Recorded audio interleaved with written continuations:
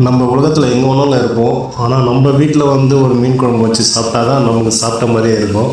ஏன்னா வெளிநாட்டில் வெளியூர்லலாம் வாழுவோம். ஆனால் ஹோட்டல் சாப்பாடு எல்லாமே சாப்பிடுவோம். ஆனால் நம்ம வீட்டில் வந்து இதேமாரி சமைச்சு சாப்பிட்ற அருமையே வேறு லெவலில் இருக்கும். இது எப்படி நீங்கள் ஃபீல் பண்ணுறீங்க?